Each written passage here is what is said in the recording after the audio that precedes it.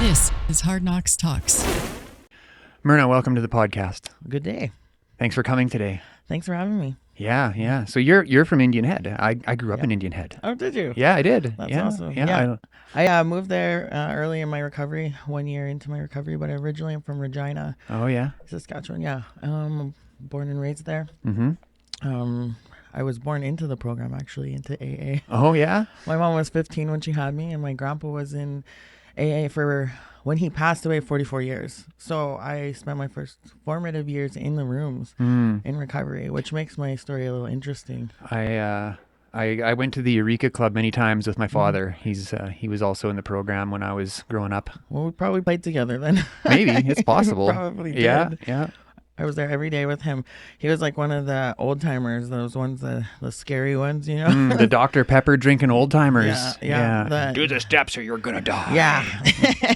Yeah, smoking like a million cigarettes. Yeah. Mm-hmm. Yeah. So how did it get started for you then? I mean, if you're growing up in the program, how did you don't sit in that chair without having a gnarly recovery story. Yeah, exactly.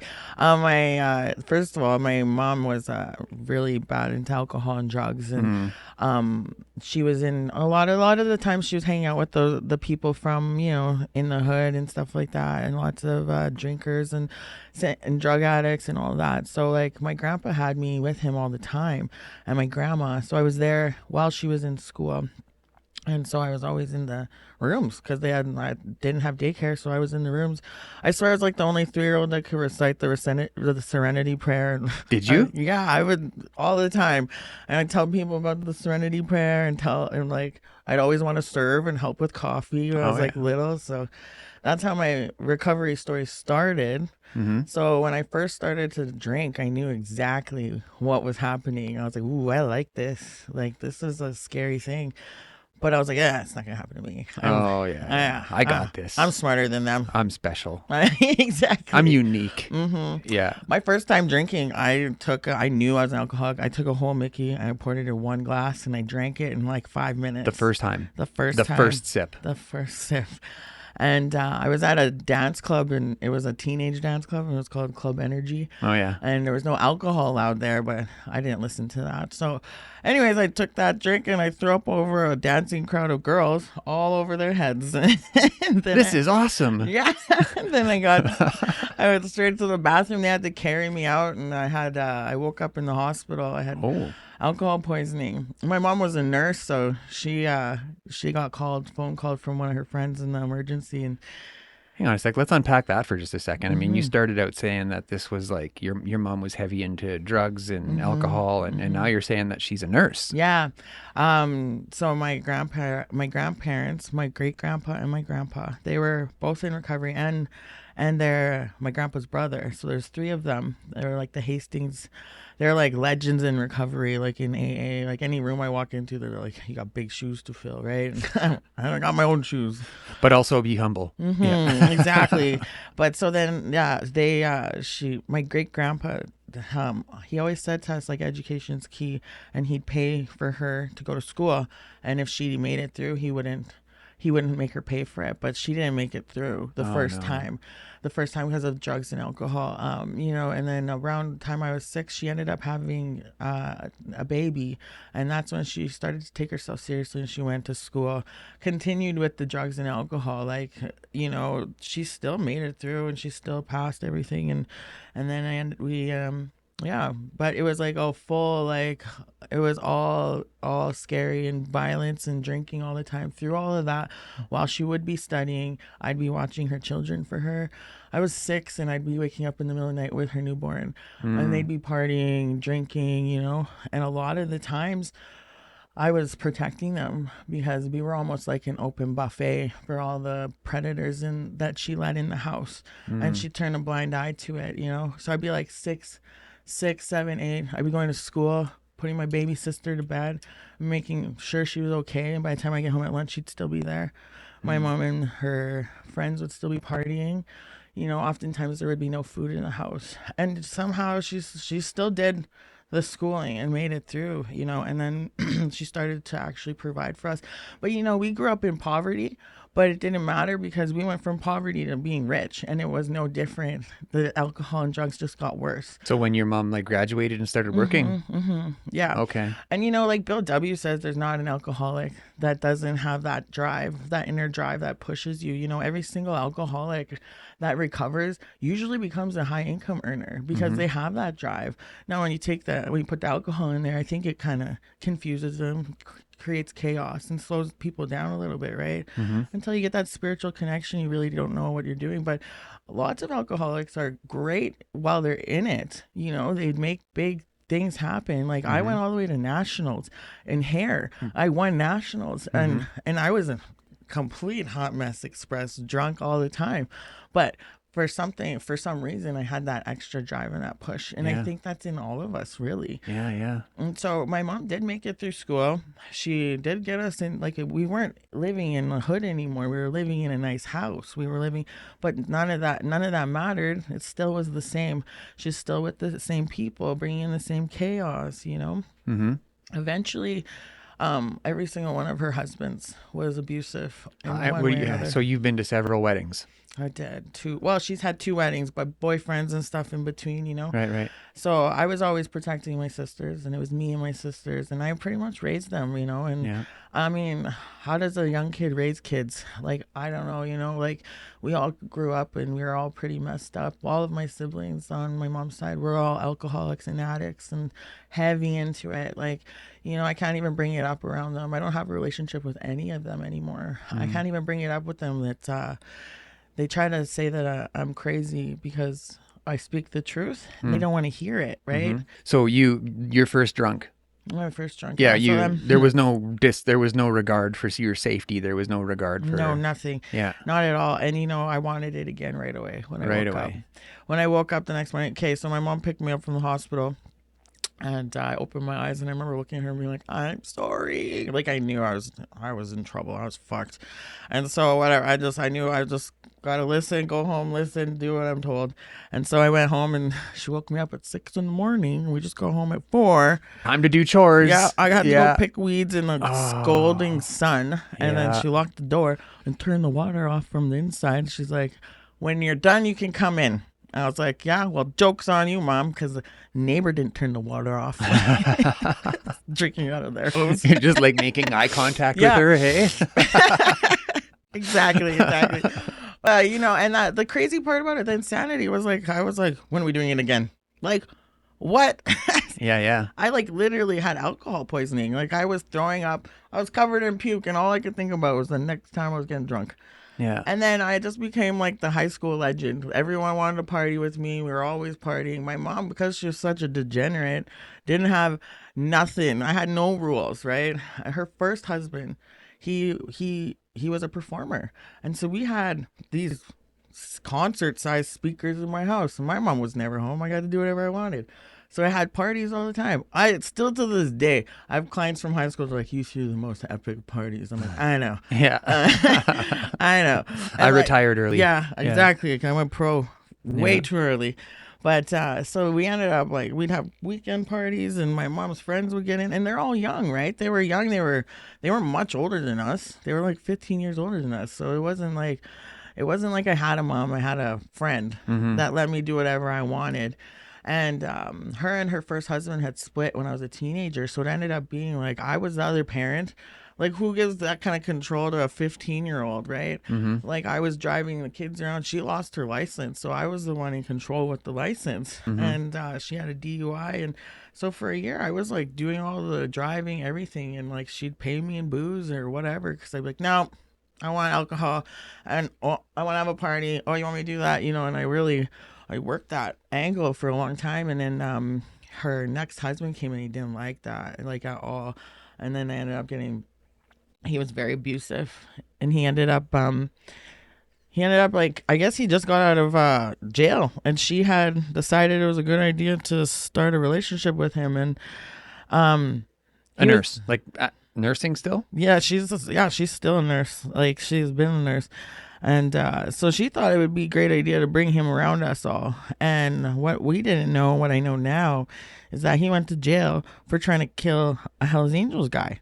Like, he beat that guy to death. and my mom brought that guy around us, like, Mm-hmm. and so fast forward a little bit, that guy ended up, like, we drank a lot, and like and like he became someone else. And one time I went home, and my aunt and her were partying with him, and I got home in the morning with my friend and Michael, and we walked in, and he was in a rage, and he had my aunt by her hair, and she was sitting on the stairs, and he was just drilling her in the face, like she was knocked out, and he was still punching her and punching her. And I grabbed my mom, I'm like, holy shit, and I'm trying to pull her away.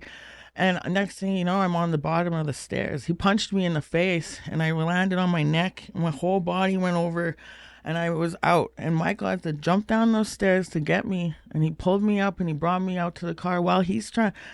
Doug is his name, my mom's husband. Doug's trying to kill me for jumping in. And so Michael's trying to get me to the car. He gets me in the car, and he's still coming at us, trying to get at me. He took me to the hospital, and I had a concussion. And my mom kicked me out of the house, and I was still a kid, I didn't know any better. But Like 16, 17? I was about 17, 18. I just graduated, You graduated? Yeah, I Okay. graduated high school. And I didn't know, like, what I was doing, where I was going. I was alone, and, like, Michael helped me. Like, Michael's one of my best friends. He's been my best friend since then. And he ended up marrying one of my other best friends, which is kind of cool. Mm-hmm.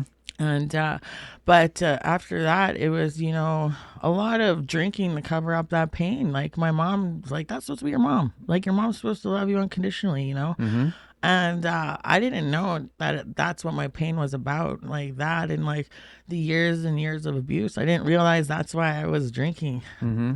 And then it just went on. I went on to the rest. I started my career in hair. And then I got pregnant with my first son. He just graduated and turned 18. Holy cow. Yeah. So, and then I started in hair school, and I got pregnant in hair school with my first husband. Like, we weren't married at the time. It was like the first time I was his first girlfriend. So hang on now. So did your relationships moving into your adult life, did they look like your mom's relationships? Like, did you think that's what was normal? Well, kind of. But so, like, for my first relationship going in, my first husband was absolutely nothing like my mom's husbands or boyfriends. Like, he was 5'2" Mexican, the nicest guy you'll ever meet. Like, he never even smoked, drank, not one addiction. Mm-hmm. Like, his parents were lawyers and a professor at the university. Like, just a well-rounded, very emotionally mature man. How the hell did you end up in a room with him? I have no idea. I'm the hot mess express. And I was like, opposites attract, I guess. Yeah, like at the grocery store? No, we or- actually worked together. While I was in hair school, I worked at the Regina Inn in banquets. Oh, okay. And him and I ended up getting together. Like serving together and stuff? Yeah. He was a porter. I was a server. Okay. And then he ended up having. We got together. We had a baby. The first time we ever were together, what happened? I was like, he shoots, he scores.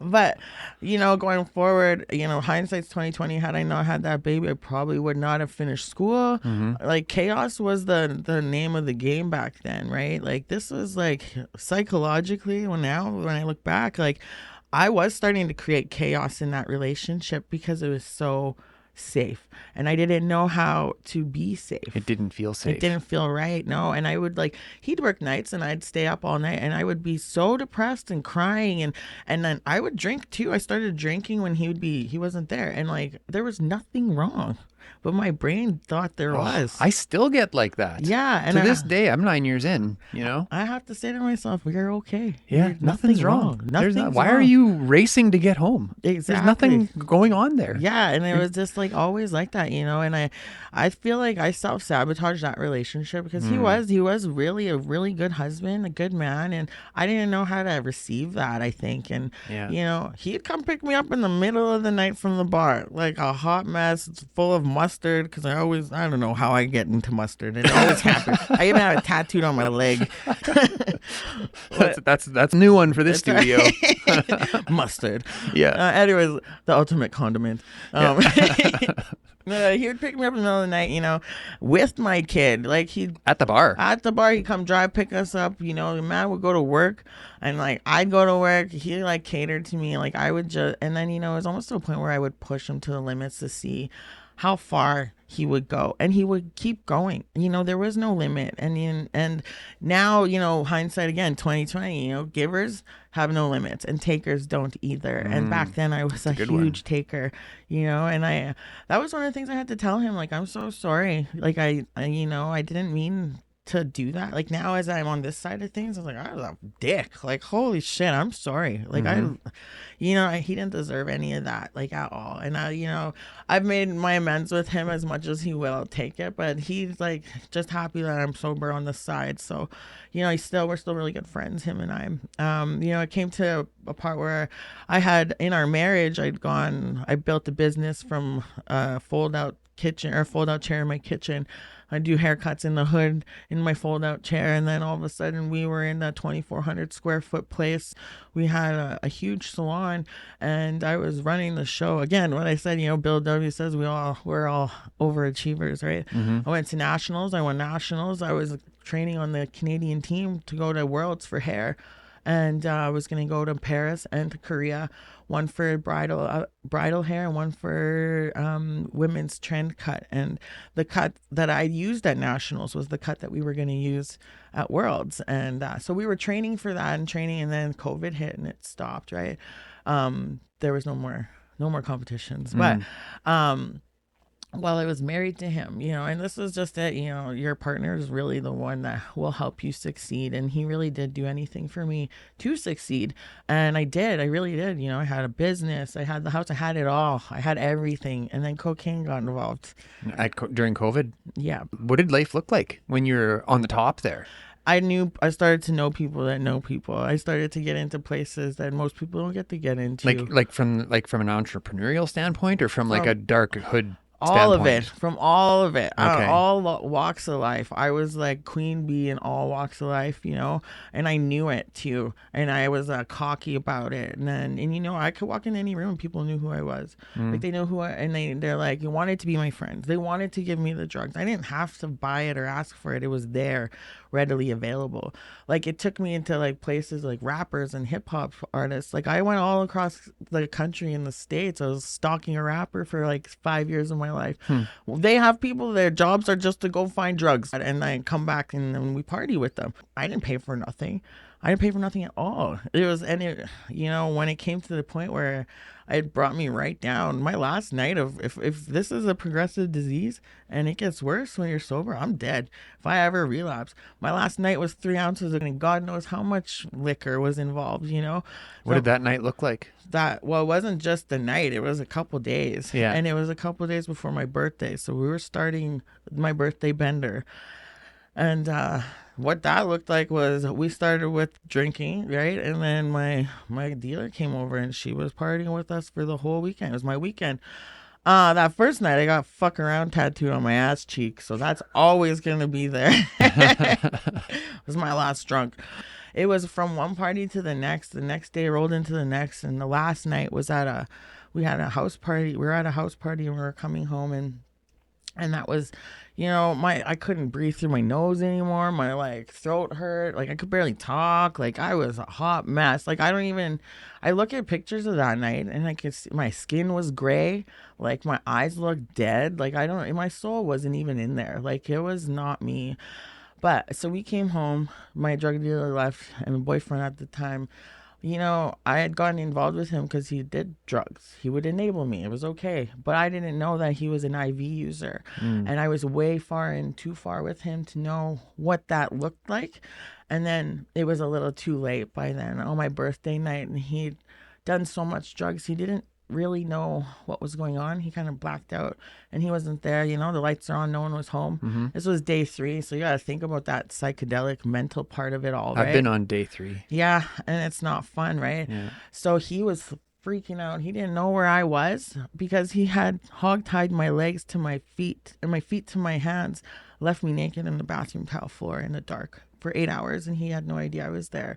He thought I left. He thought I was sleeping with somebody. I could hear him freaking out, not knowing I was in that bathroom on the floor. I was gagged, everything. So you came home and he... No, we came home from the party. Him and you, both of you. Yeah. And Okay. we'd been partying for 3 days. And he blacked out and did this to you. Yeah, and he had no idea. And so I didn't come out of that bathroom until he started to run out of drugs, and his head started to get clear. And then he looked at me. He came in the bathroom. He looked at me. He's like, "Whoa, what happened?" Like, he had no idea I was even there. I was like sober, and at this point, I just kind of, I have PTSD. Like, I had a rough upbringing, so like and which makes for a good poker player. But I was able to like just like have a calm face, a calm demeanor. He had no idea I was freaking out on the inside, and I called the cops, and they came and arrested him, and they removed him. And as soon as they had closed that door and drove off, I hit the floor and I said that third step prayer, because I knew it. And I knew at that moment in my life that I was like, something inside of here is making me pick people like this. And I need to figure that out. And when I hit the floor, I fucking meant it. Like, when I said that third step prayer, I said, God, like, do with me as you will. And you know what? He did. Since that day, my life has changed. Like, my life doesn't belong to me no more. It's God's, and I'm just a warrior, a vessel for him. And like, that's what I literally do now. So what was that date? July 31st, 2022. Since 2008, 1,500 workers have stood up for themselves and won their union with SEIU West. Workers came together and won better conditions for health and safety, better pay, respect on the job. It's your turn to win. Canada deserves better. Workers deserve better. You deserve better. Visit seiuwest.ca, link in the show notes, and click on contact so we can help you and your co-workers win your union. Wellness News, Choice for Healthy Living, is a local resource that works to connect people to health and wellness-related products, services, and expert advice from industry professionals, locally allowing us to connect and engage. Check out wellnessnews.ca or skwellnesshub.ca today to learn more. If you'd like to see our content uncensored, we are now offering channel memberships. There is a lot of things we can't show you without getting restricted, so if you want the full conversation, or to check out our merch, or if you want to show us some love and buy us a coffee, all of those links are in the show notes below. Tell me about your first year. My first year was confusing. Yeah. It was because you had to let go of everybody, everything, people, places, and things, right? Mm-hmm. And I had established myself so much as the partier. I was the rock star hairdresser, and I didn't know who the fuck I was anymore. Who's Myrna without that? Who's Myrna without being the life of the party? Mm-hmm. But the life of the party was ruining me. It was I was happy on the outside, but I hated myself on the inside. I actually wanted to die, and that's really where it started for me. Like, I wanted to kill myself. I didn't want to be here anymore. When I look back, though, it's not that I didn't want to be here. It's that I didn't want to feel that way anymore. And I had to take that into consideration and realize that it was my responsibility, and if I hadn't had that upbringing in AA, I wouldn't have been able to talk myself off that ledge and like really give myself like a good talking to, like I almost heard it in my grandpa's voice. Like, yeah, get the fuck up. Yeah. It's time. Yeah. Get the fuck to a meeting. Are you done? Are you finished now? Yeah. Are you done yet? Sit down. Shut up. Take that cotton out of your ears and put it in your mouth. Like Yeah. So, I got all that. I had that in my head, and that was always back there, and I always had that. So it was home for me to walk into one of those rooms. So I got on a meeting right then and there, like that same day. On a Zoom meeting, like right after, probably 20 minutes after the cops took him. And I was bawling the whole meeting. I couldn't even share. And I think back, like, in my darkest times, you'd be at a party, and it was lonely. Everyone was around you, but you were alone. Yeah. You come home at night and you're alone. You know what I did at those nights? I'd put on speaker tapes and listen to it. And, like, that's how I would find home and in that. So lost in addiction and then coming home and listening to AA speaker tapes. Yeah, isn't that, what a crazy thing. It's so irony. That is eclectic. And so, like, I knew a lot about it. So when I did return back, it was almost like a second language that I hadn't worked on in a while, So I was coming back quickly. And before you knew it, I was already, like, chairing meetings and helping out. And steps. I started my steps. Actually, I didn't start my steps until a year in, and I did do a phony round of steps. I don't think it's a real round of steps because I really wasn't. Wasn't connected with a good sponsor. I was just going through some paperwork. Like, I didn't put into it, and then you know, it was about a year in is when I took recovery real seriously. That first year was all about like emotional, whatever, just trying to get over it and get over that victim mentality. But, Yeah, you know, yeah. after about year one, so July 1st, 2023, it was Canada Day. And at this point, I hadn't talked to my mother in about a year, and I didn't want nothing to do with her. You know, the last time I went to the hospital, she came with me with that boyfriend, and they were trying to have me committed because I was telling them the truth, like of what was going on. And my mom, she was like looking at the psychologist, and she's like, Myrna has these freakouts, and poor Gord has to put up with them. And I'm like, you're my mom. Like, what the hell? And at that point, that's the last time she was allowed to be in my life. So she hadn't been in my life for about a year. July 1st happens, and my ex-husband, my first husband, the nice one, he ended up, I called him. I was like, can I pick up Jax? That's my oldest daughter. Can I pick her up? I want to take her to the fireworks. And he's like, Did he know you're sober? He knows I'm sober. He knew everything, but he's like, don't be mad. I'm like, what do you mean, don't be mad? And he's like, she's at your mom's house. I was like, go get my fucking kid right now. Because what goes on in my mom's house, I know what goes on in my mom's house. My kids have never stayed in my mom's house without me. Mm-hmm. I've gone there. I've been there. My mom I didn't like her babysitting. I don't want my kids around that man. None of that. My mom ended up taking responsibility, taking on custody of my younger sister's children, 4 of them. Those children, because of the stuff they've been through, they do sexual acts on each other. There's stuff like that happening. My mom lets it happen. My mom just blind eyes to it, you know. And like, even the stuff that I witnessed myself that she allowed happen to her own children, there's no way I would let my kid ever be there, right? Mm-hmm. And he knows that, and he all of a sudden he'll, don't be mad. And like, I don't know what happened, but this was my first experience with what happens with PTSD. I used to drink about it. I didn't know I had PTSD. I didn't know I had any mental disorder. This is when I started to find out about it. Because, you know, they say you need to find extra help. Go outside the rooms. Mm-hmm. I didn't think I was crazy. I'm not crazy. I'm trying to prove I'm not crazy to everyone. I'm not crazy. I'm not crazy. That's crazy. It is crazy. Isn't it?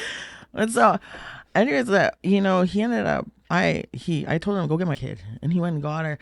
And I was coming to get her. She's coming with me. I can't believe you did that. Like, you know, and he never lied to me. Him and I have such a good relationship, even outside of when we weren't together. Mm-hmm. And for him to go behind my back, you know, and it was more, I knew what it was. Like, my mom's really good at manipulating. He's a people pleaser. Mm-hmm. He doesn't want to hurt nobody's feelings. So she reached out to my daughter on Messenger and planned this all behind my back with him. So when he brought her back, she was scared of me. She was scared she was in trouble, and she didn't want to come with me, which was understandable. I was mad. Like, I think I was gonna ruin this man's life. Like, I rolled up to his house in my car, and I was ready to beat the shit out of him. But I wasn't there. My brain was gone. I walked up to that door. I knocked on it like a cop knock, like, and he opened that door. I don't even remember anything. I remember I was like a demon had taken over. I pushed that man up onto the stairs like He-Man strength. I was about to jump on him and just start piling right in his face. And you know what? I heard my daughter cry out the side of I heard her just, Mom, and I looked, and I dropped him. And I left, and I got in my car, and I went home, and I was like, I didn't know what, and I trashed my house. I was so angry. 1 year in. 1 year in, yeah. Okay. And this was like, I never went and talked to anybody about what happened to me. I never went, and this is the manifestation of it. And this was the first time that you really realized like how much work needed to be done. Mm-hmm. Okay. And so, that happened. I spit in his face when I left. Like, I wanted to kill him. I did. I really did. How dare you, you know? And like that victim mentality was so hard then. This is my mom. So that being said, they did go call the cops. They went and they're trying to get a mental health warrant. My mom knows all of the tricks. She's a nurse for 35 years. Okay. Mm-hmm. I'm not the first person that she's tried to have committed. She's committed her own friends before because they didn't do what she wanted to. If you wreck any of her pretty picture, you're it. My mom's blonde hair, blue eye, little Irish Scottish lady. She's, and look at me. I'm Native. I get that. She knows exactly what happens to me when I go into a hospital. When I go, the difference that they treat me. She knows it. She's been there. She used that totally against me, like, and she knows that that's not how I am. Like, I always say I was whitewashed. I was born and I was raised on my Irish Scottish side of my family. Didn't really get into my indigenous stuff until I started healing.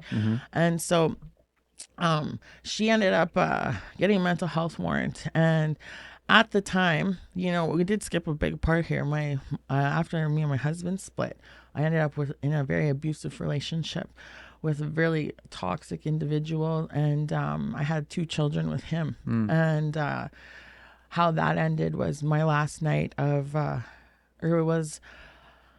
came home with my baby, my youngest. He's 6. I came home with him on July 30th, 2019. My birthday's the next day. So midnight, we just got to bed. I just had a C-section, and I laid my head down, and the whole house was like, boom. Somebody blew up my van. What? Yeah, outside my house. My house caught on fire. Like, my boyfriend, the father of my children, I had a C-section. I couldn't even, pick up my kids and take them out of the house. He's like, I have to move my truck. I don't want my truck to catch on fire. The firefighters are like, who blew up your truck? Somebody was trying to steal my van, and it ended up catching fire, and then it blew up. And it blew up my fence. The house was catching on fire. And all he was concerned about was moving his fucking truck.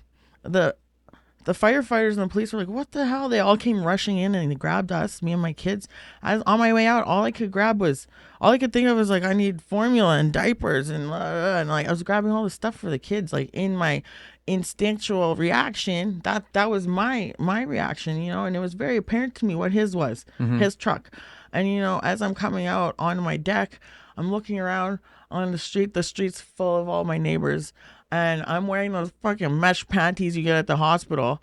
The front to back, I have a pad and a tank top. I'm like, hello. I know this isn't funny right now. It's going to be funny one day. I was like, and here we are. Here we are. And so, shortly after that, he forced himself onto me. And I couldn't get him off. My son came to help, and that got violent, and he was only 12, and I ended up going no contact with that man. And for a year I didn't talk to him. We did have to start parenting stuff, and anything I said to him, he'd use against me. And I didn't even know some of the stuff I would say to him, that he was collecting it for later use, right? So we'll go back to what happened with Marty and stuff. So all that stuff happened. And then my mom tried to get me committed, and Marty signed on it. He was my ex-husband. My mom got her sister, my aunt, all these days signed on it. And I mean, I was acting crazy. I get that. But you took my kid. Any mom is going to go fucking nuts. Yeah. You're lucky I didn't kill him in my rage. And that's when I knew that I didn't have any control over that PTSD. I had to figure that out, because that was scary. I didn't know who that was. That wasn't me. But I feel like that was all the anger and frustration and, abandoning myself, all that stuff pent up into one. And that was the catalyst that, and, I ended up, they took my kids from me. And I'm like, mama bear, my kids are everything. That's why I could never understand my mom. I could never understand how you could treat your children that way. She's always like, you'll have a kid that's like you one day. I did, and they're amazing. I love hanging out with them. I don't know why anyone would hate hanging out with their children. And, I could just never get over it. I was always trying to prove to her that I was the best. That's why I went to nationals. That's why I was going all the way wherever. And I had that mentality. I had to always prove that I was worthy of love. And now I'm like, I'm worthy of it. I was worthy of it when I was born. And that was something I never had before. But going into that, my mom ended up, going and conspiring with my ex, the one that, did bad forced things. himself on me, and did all those things. And he has nothing but malice towards me, because when I left him, I left. That's the worst thing you can do to a narcissist, is cut him right off, right? And I did. And you know what? he really showed me how much it hurt him because he took my kids from me. They had me arrested, not arrested. They had gone a mental health warrant on me. The police took me to the hospital, and the psychiatrist on call that time, she's like, "You're not crazy." I was like, "No, I know I'm not crazy. I know I'm not crazy." She's like, "This is all circumstantial." And so she released me. And she gave me out of it because I couldn't stop crying. 2 days ago, I was in recovery. I was having the best time of my life. I didn't get to smell my kids. I didn't get to hear their voices for like 7 months. I ended up, so all this stuff happened to me. I just crumbled. I crumbled for a couple of days. I went out to Indian Head. Guess what, though? My grandpa's last sponsee came and got me. She knew something was up. I don't know if maybe my mom called her or something, but it was her last sponsee. And I feel like, that was God's being like, there's your bottom. Here's a real bottom. A year into recovery, here's your real bottom. And so he sent her and she brought me to Indian Head, and I sat there in the room for about 2 days crying, not knowing what to do. I didn't know who I was without being mom. I didn't know who I was without being a partier. I didn't know who I was anymore. I was completely stripped of everything. And I was sitting there, didn't know what to do. And, I started walking. I started exercising. And that was something I decided to do. I started to look into my mental health. And that July, I decided that I was moving to Indian Head. And then I called my cousin Kevin, and he's in the program, and he's my Uncle Joe's son. And my Uncle Joe and my grandpa, they went and they would travel around in a truck all over Saskatchewan, Canada. They opened up all these, all the jail programs for AA and stuff, right? So I felt it was safe to call him, and I called Kevin, and Kevin's like, "Come to the roundup in Saskatoon." He has the Pike Lake. Is it Pike Lake? Yeah. That roundup. So I went to that roundup. Camp out. Yeah, the camp out. Yeah. So I went there, and I met Paul. Never You mind. know who I'm talking about. I know Paul. Yeah. I met the trauma coach. Yeah. He helped me. Our first meet, it was like, boom, this is where I'm supposed to be. And Kevin's like, "I'm gonna pay for your first session with him." And then I had a session with him, and I was like, "I need more. I need more. I need more of this. I need to know what's going on." So amongst all that, that first month without my kids, I was like, "This is it. I'm going in head first, diving in 2 feet." And they basically said I can't have my kids back until I have a psychiatrist say that I'm fit. Well, how long it took to get into a psychiatrist? 2 years. I had 2 years. And legal aid dropped me. I had no money to get my kids. I had nothing. And I was talking to Paul, and Paul's like, "You gotta get out of victim mode." I'm like, "What do you mean?" Anyways, had I not had those sessions with him, I don't think I would have made it through those times. And I want to say it was like the boot camp of all boot camps of recovery. It was a pressure cooker, and I dug deep, and I dove into all that stuff. I dove into my childhood trauma. My mom's first husband, he molested me from the time I was 3 till I was 13, and she allowed that. I ended up talking with Paul on that a lot, and he brought that out of me, and he's like, we did a lot of therapies with the somatic therapies, issues in your tissues, things like that. He really got to the surface of it for me. And I was seeing my psychiatrist. I just got in with a psychiatrist, and they're like, "Did you know there's no time limit on pressing charges?" And I was like, "No, I didn't." And so I pressed charges on my first stepfather, and I called my sister, his daughter, and I said, "I'm pressing charges on your dad." And she said to me, "You're going to ruin his life." And so, this all kind of just came to a point where I pressed charges on him. If I hadn't pressed charges on him, I wouldn't have gotten my kids back. The rose-colored glasses had come off. And you stayed sober. I stayed sober. How did that look? That's all I had. What did recovery look like for you when this was going on? It was hard. It was a lot of crying. Sometimes I was doing 7, 8, 9 meetings on Zoom a day just to keep myself out of self, keep my head straight and on. And somebody told me, well, not somebody, my grandpa told me, the more pain you're in, the more service work you need to do. And so this was July. I decided moving to Indian Head. October, I opened a room in Indian Head, the AA room. You know, Pine Lodge had closed down. I needed something. And so service work to me was it. I'll do it. I'll do it. Anybody needs help, I'll do it. I didn't have any kids at the time. I didn't know what to do with myself. So I was throwing myself into service and the work or whatever just to keep myself busy, you know. I'd cry at night and hold their little toys, and I'd think I'm never going to see them again, you know. And it's like I just forgot what they smelled like, and all I had to do is just keep putting one foot in front of the other, just one foot in front of the other. And you know, my greatest defense against them was not taking a drink. My greatest defense against them was standing in my power, and that was it for me. Like AA, give me my life back. AA is the reason why I am who I am today. I got to finally come through. So I had some breakthroughs finally where the universe just aligned, you know. And you know, it says in the big book, it says, you know, nothing happens in God's world by mistake. Well, you know, the judge that had my case didn't like me. And they lost my case. They lost the file. And it went crickets for 3 months. October 11th, they went into trial and they presented the case, and I didn't have a clue until January. Nobody said nothing. They lost my case. And this is where I know that God was in my life.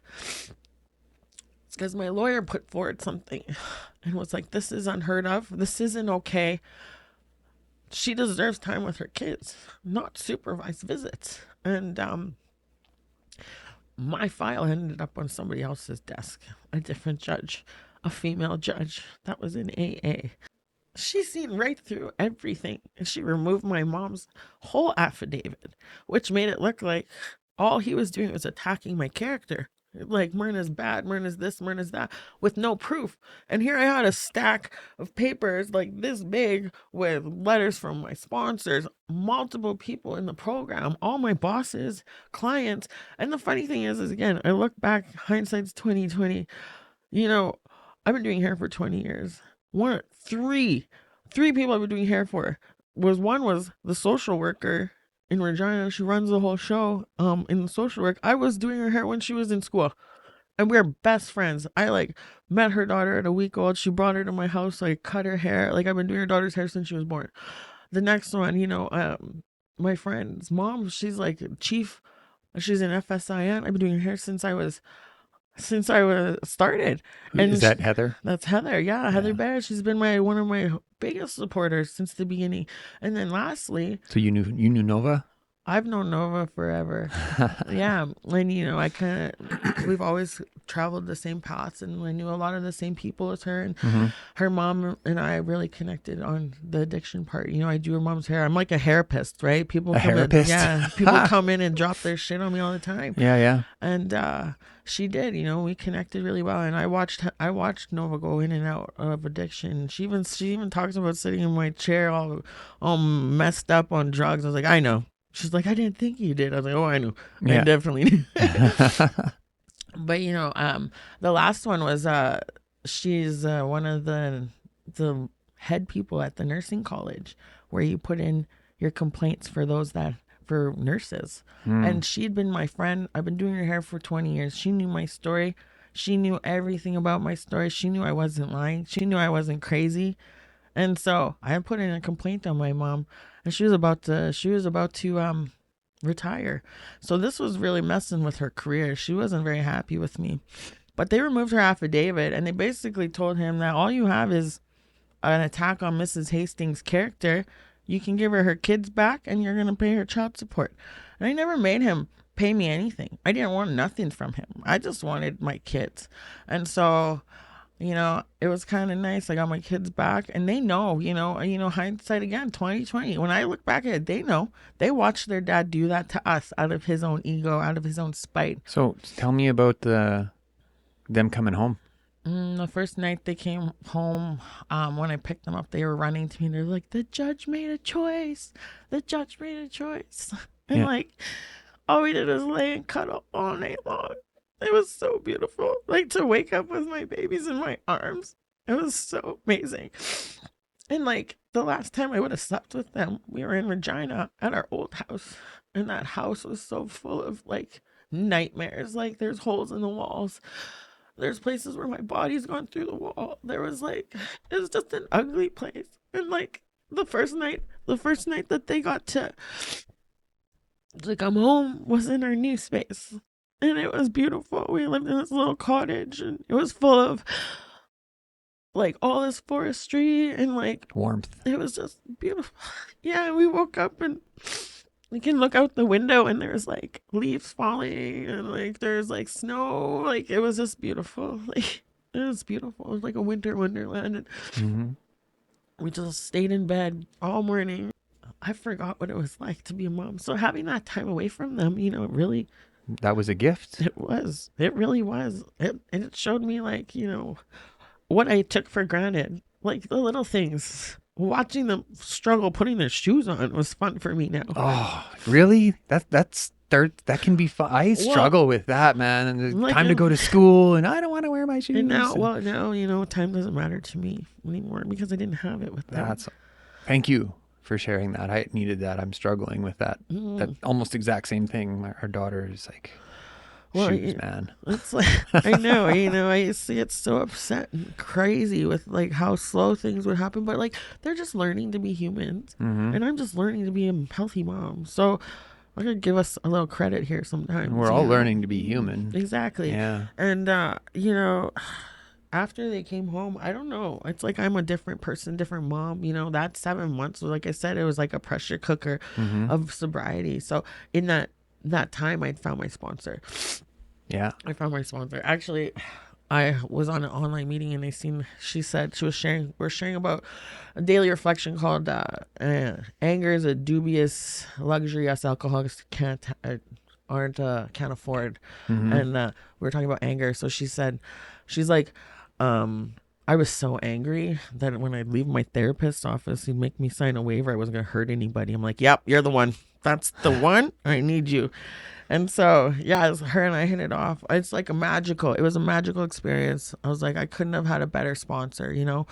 She guided me through the steps. She walked me through. And again, God works in weird ways. She's a mediator in court. So not only that, but she helped guide me right through everything. So what did you, I mean, we do learn what other people have done to us in the steps, but we also learn what we did to other people. Like what were some of the things that you learned about yourself, the actions that you had taken? You know, even when I did my step 4, that last column, you know, where it's your part in it, I looked through that and like, there was still a lot of victim stuff in there for me, victim mode where it wasn't my fault. And it was weird that at the time I was working on step 4, I was with Paul. I was doing my trauma work and it was the whole trauma victim mentality. You know, I was doing my steps, the trauma coaching, and I got a psychiatrist all at the same time.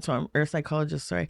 And I was just immersed. I was like, I'm doing this. I don't care. It's happening. It's happening. And, you know, I got through that step 5 and or step 4. I wasn't so much as, I wasn't really taking any claim on a lot of the stuff. Right. But then when I got to step 6 and I started to realize like what my character defects were, how they played a role in it, it wasn't really, you know, you coming around the 7, you're coming around 7 and 8 and you're getting right into 9. And like 9 was where it was. I was like, I hurt people. Like, and you know, mine wasn't so much like, I never like hurt people, say on purpose. Like I wasn't going out of my way to manipulate to hurt you. I would be more so of like, I was trying to cover things up or not tell the whole truth or, you know, and that's the kind of stuff that would lead to bigger things that would start would take me down a road where I shouldn't be. You know, and again, you know, your defects are directly. And how can you do a step 8 and 9? And for anyone who doesn't know, I mean, you're talking about step 4. That's like the fearless and searching moral inventory, where basically you turn up all of the things that happened to you, but also the things that you did to other people, right? And step 5 is you share that with someone else. You share that with your understanding of source. You share that with someone else. And step 6, though, is one that's like in the big book. It's just like go lay down for half hour and think about it. You know, like it doesn't really, but that's not what it is, though. No. It's becoming willing, right? You have to become willing. So how can you go into step 8 and step 9 if you half-assed step 6? Yeah. You know, my grandpa was always like, it is what it is. Yeah. It is what it is. So you fucked up. Do it anyways. Who cares? It is what it is. Keep moving forward. Yeah, and I can't change who I was or what I did. Yeah. And I always say, I'm like, that's past Myrna. You know, anything from here back, I don't have any control over. And as of right now, it's not real. It's a thought, right? In this moment right now with you, this is the only moment I'm obligated to be in today for the rest of my life. Huh. And so when I think about the future, I future think, right? And if I'm future thinking, I'm going to make decisions on that future that don't make any sense, that are going to take me down a road that I'm not supposed to be on. So instead of that, you know, all I can do is be right here for the rest of my life. And that's what helps me to learn, like, you know what? I was a dick. It's all right. That was this side, Myrna. I don't need to deal with that anymore. But what I can do is take a full radical acceptance and responsibility. Yeah. What does now forward. Myrna want to do? Yeah. Because, you know, I look at future Myrna that exists somewhere in a timeline ahead of me. Future Myrna's there. I need to connect with future Myrna because that's who I want to become. So I'm trying to hone in on that. Past Myrna has nothing to do with this anymore, right? Past Myrna got me here. That's my darkness. Thank you. Yeah. I don't need it anymore. Future Myrna is over here waiting for me. You know, I look back at my Snapchat memories. I used to be 370 pounds when I started. Really? Yes, I was really big. And I look back at my Snapchat memories 2 years ago. And I'm like, thank you, Myrna. Thank you. And I try to envision a future Myrna looking at me today being like, you fucking did it. Thank you. Like, thank you. And I keep putting in the work today for that person. Not because of anything else. It's like that person has a mission, and that person's mission is to spread this word, this message. That person has a higher mission than anything that Myrna as self can ever have. And that's why, you know, my life isn't my own anymore. And that's just it, is I had to get out of myself first to be able to do that. And, you know, I'm very aware of when I am being a jerk or asshole. I mean, partly I am human, right? Or you notice very shortly after. Yeah, that's like me. We're all human, and that's what step 10's about. It's a daily inventory of who you are. You know what? If you hurt somebody or harm somebody, it's your responsibility to fix it. You know. I think step 10 doesn't talk about the good things that happened though too. That daily moral inventory, oftentimes it gets talked about in a way like, oh, you got to look at all the bad things you did. Well, look at the good things too though. Well, that's what I say too. I was like, a lot of the times we're all focused on that. And that's what step 4 is about too. You're not just looking at your shitty stuff you did. It's about looking at all of it as a whole. Like, look at, you were bad, but that's okay. You're also good too. And that's something people don't understand is that we're both dual. We're good and bad, you know, and we operate out of two emotions. And this is, I learned from my friend Paul here, 2 emotions, fear and love, right? Now let's go a little bit deeper on that. If you're talking about anything negative, all those emotions stem from just fear alone.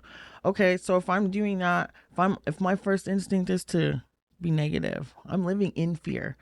If my first instinct is to be positive, I'm living in love, right? And so I choose to live in the frequency of love, not fear. Fear is going to bring in the negative. But if I choose to live in love, where my higher power lives, right? If your higher power is unconditional love and tolerance, and you're living in that, that's what you're going to attract. That's your frequency, right? And so this is how I break it down to my kids even. I'm like, listen, which wolf are you feeding today, the dark one or the light one? And that's how I get them to hold on to their own accountability. And they know that. It makes it easy. If you're being negative, what are you feeding? The dark wolf. And if you're being positive, what are you feeding? The light wolf. And it breaks it down to being that easy for me.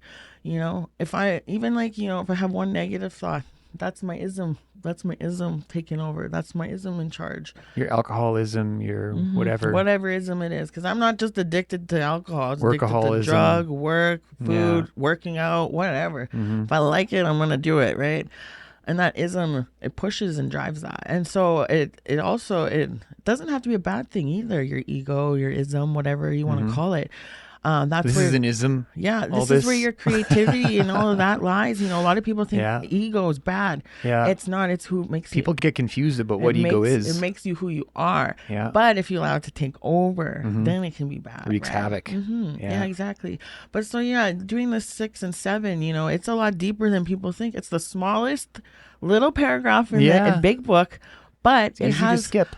But you know what? It's like probably the biggest, most important steps for me. It's a willingness step. It's the willingness step. You And have you- to become willing. Same with step 2. You have to go through all those principles and learn about them in each step. Yeah. 1 is honesty, 2 is hope, and then 3 is faith, 4th is courage, and 5 is integrity. You can't even have integrity unless you do step 1. You need honesty for integrity. So to be able to do all of those principles, you need those. You need to master those before you can even get to 7, 6, and 7, and be willing. Because if you haven't experienced what it's like to have courage, if you haven't experienced what it's like to have integrity, then you don't know what the fuck you're doing on step 6 and 7. Because you're not going to be honest with yourself. Step 1 is the only step we have to do 100%. And because it Become is, willing. Yeah, and honesty is the biggest thing for me. Like, I don't care if anything's gonna get me in trouble. I'm gonna be honest about it. I'm gonna tell my truth, you know? That's why I have this Medusa on my chest. Medusa is the sign of sexual assault victims.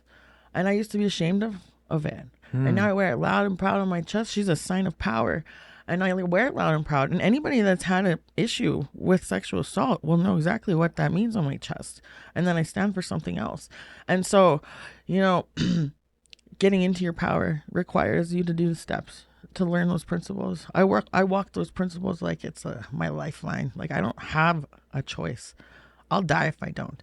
And so it is important for me to look at myself all the time and go forward, because I'm a leader. You know, I lead by example. And if I'm leading shitty, then I'm not a leader, and I'm gonna have a bunch of shitty followers, right? Like, so you don't want that. Your vibe will find your tribe.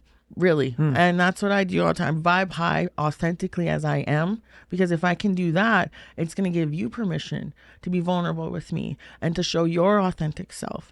And, you know, by doing that, it's almost like an insurance policy. I don't have to question anybody around me. There's no unwanted chaos. Because everybody I have in my groups now are fully genuine people that love and care about me with tolerance, patience, and unconditional love. You know, people, places, and things were huge for me. And now it's like I've surrounded myself with like the best quality people that I can find. And I've grown more since I started those steps than ever. I wish I'd started them earlier. You know, I always tell people, I'm like, you can use this book. It doesn't mean you're an alcoholic, but this book, if you take the alcohol out of it and you put life, it would be a design for living. Like, it'd take you right through it. Well, it is a design for living. Yeah. Everyone should do the steps. I've heard that said countless times. I don't care if you drink or not. Yeah. Because it really shows you who you are, and like being okay with it, you know. And Macklemore always says, he's like, you know, I just had to put the bottle down off the shelf and just be okay with me, you know?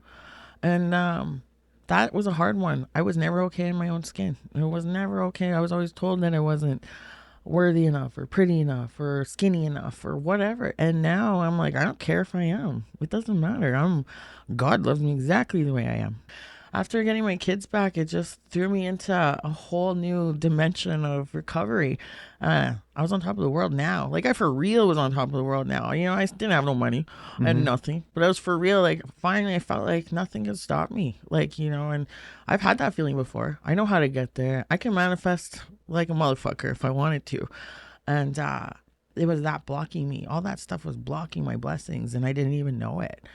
And now, you know, so I got through the steps. I did the steps with my sponsor. I made countless relationships with people, places, things. I've gone all over the country. And, one of the things that came out of this was when I was 370 pounds, you would never hear me sing, rap, nothing. But, you know, I started to rap about my recovery. I started to sing about my recovery just on Facebook, like just nothing. I was nothing. And then one of my really good friends in Indian Head, she's just like, you should come try this open mic. And I was like, you want me to rap for all these old people? Like, it's a retirement community. And they're like, yeah, okay. So I hopped on, and they put me up last, and I was like wondering why. And like, it was because I didn't realize like how good I was. I just whatever. I just sing. It was whatever.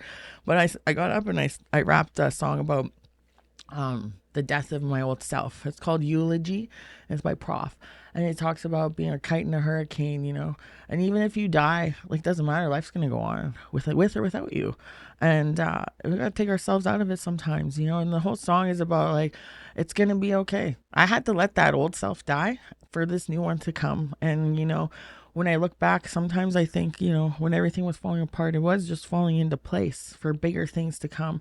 And I have to learn that I don't have control over any outcomes anymore. And, you know, if I just let go and let God, those outcomes are way more better, like way bigger than I ever thought. Mm-hmm.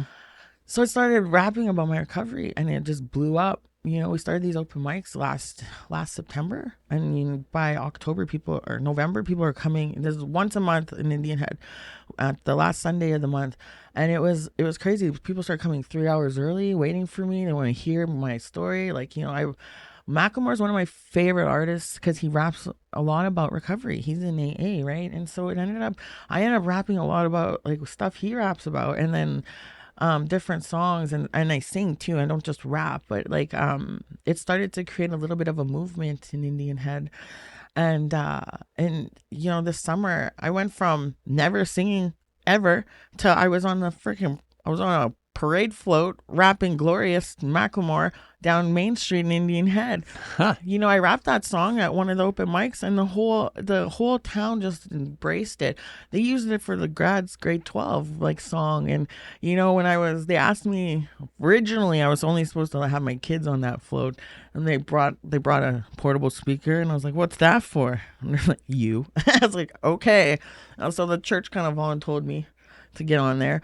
And so I rapped for the whole town. I rapped that song, and that was it was the coolest thing. My kids were at the front of the float, and they were throwing candy, and they were rapping and singing and dancing. And this is our life 2 years later, you know what I mean? I'm singing, rapping down Main Street, and then we had a huge concert the same day at the gazebo, and it was the biggest show I've ever done. And this is me from singing on Facebook once in a while to like doing real shows. Like, holy crap. What? And you know, my kids got to watch the whole thing. They got to right from the beginning to the end. My oldest daughter, she watched me pull myself off the ground, peel myself off, and watched me lose 180 pounds. She watched me turn into this rapper, influencer. Like, she watched this, and I'm watching my lineage right now directly change in front of my eyes. You know, my daughter, she got in trouble at school because some boy tried to touch her girlfriend's boobs and called her name, so she pushed him and he hurt himself. You know, when I was her age, I would have let that happen. I wouldn't have done nothing. So when I went to the school to pick her up, they're like, she did this. I was like, yeah, well, what did you do to him? Nothing? Good. I was like, you want me to go over and beat up his mom? She's like, Mom, no. I was like, good for you. Fuck yeah. Like, you know, my they stood up. She stood up for her friend. Like, you know, and like probably 3 years ago, she probably would never. She would have just took it on the chin and like put her head down. But, you know, watching me blossom, I'm watching my kids, I'm watching my lineage directly change, and that's the coolest thing ever. Like, I'm watching it. Like, I moved to Indian Head not knowing. I was like, it's just gonna be a small little hick town, like, bleh. And now, like, I'm living there, and it's the most beautiful place. It's like a little piece of heaven. Yeah. I live in a resort town, and it's like I'm surrounded by all these creative artists, and a lot of them been through recovery because of Pine Lodge being there. You know, it's like a little oasis of creatives, and they just taught me how to be me, and I can't even like ever like say thank you enough to them, you know. Where can people find your work? Facebook, Instagram, TikTok. Okay. Myrna Dog on TikTok, and Myrna Hastings on Facebook. Okay, I'll put some links in the show notes. People can come check you out, come say hello. Myrna, Perfect. Thank you so much for joining me today. Thanks for having me. Yeah, take good care, my friend. I will. Thank you. Hold up. If this hit home or made you think, help us get these stories out there. Smash that like button, drop a comment, and before you go, check out another episode. The more you engage, the more the algorithm shares these voices with the people who need to hear them. Big shout out to SEIU West, our official equipment sponsor, improving the lives of working people and their families and leading the way to a more just and humane society. Find their link in the show notes. Say, this is Hard Knocks Talks.